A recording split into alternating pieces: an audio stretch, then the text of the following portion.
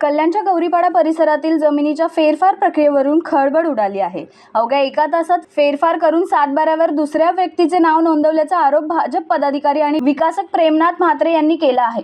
6 August रोजी संबंधित जमिनीच्या फेरफारमध्ये शेतकऱ्यांच्या महिला नातेवाईकांचे नाव नोंदवून सातबाऱ्यावरही बदल करण्यात आल्याचा दावा म्हात्रे यांनी केला आहे। या प्रक्रियेवर प्रश्न उपस्थित करत त्यांनी मुख्यमंत्री देवेंद्र फडणवीस, महसूल मंत्री चंद्रशेखर बावनकुळे आणि इतर वरिष्ठ नेत्यांची भेट घेण्याचे सांगितले आहे।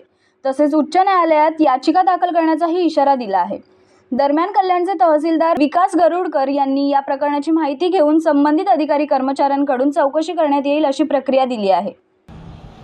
ही कल्याण तहसीलदाराचीच एक वस्तुस्थिती आहे।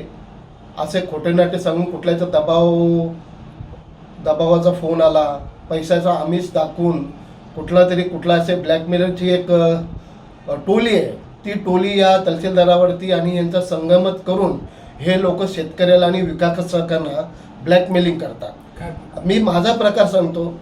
गोदरेज 11 मध्ये मी 2021ला राजाराम सीताराम मिरकुटे, पंडित राजाराम मिरकुटे आणि प्रकाश राजाराम मिरकुटे यांच्याकडनं डेव्हलपमेंटसाठी प्रॉपर्टी घेतली होती। सर्वे नंबर आहे 12/3।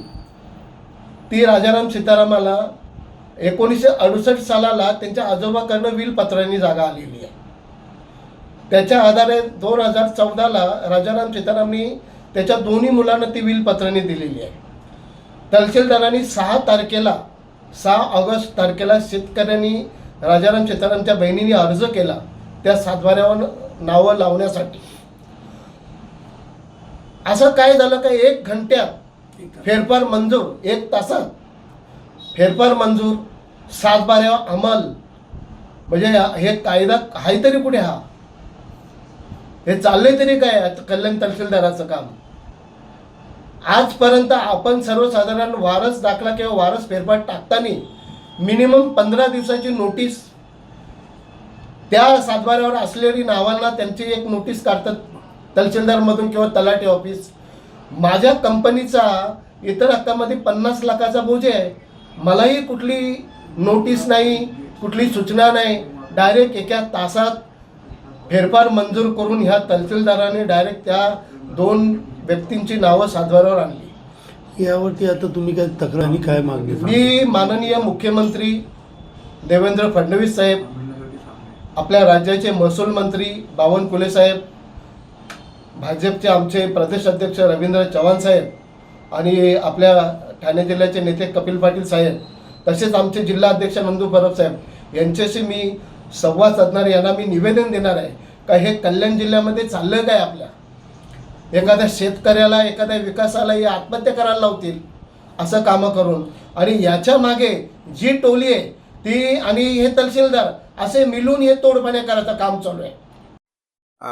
प्रथमतः एक गोष्ट मी सांगू इच्छितो की आत्ताच आपण उल्लेख केलेला आहे की अशी काही तक्रार या ठिकाणी तहसीलदारांच्या विरोधात आपल्याला प्राप्त झालेली आहे पत्रकार महोदयांना।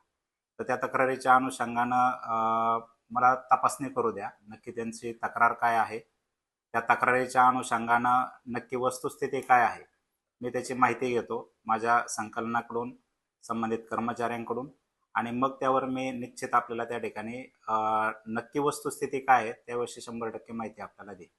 धन्यवाद। राहुल कांबळे, जनशक्ती कल्याण।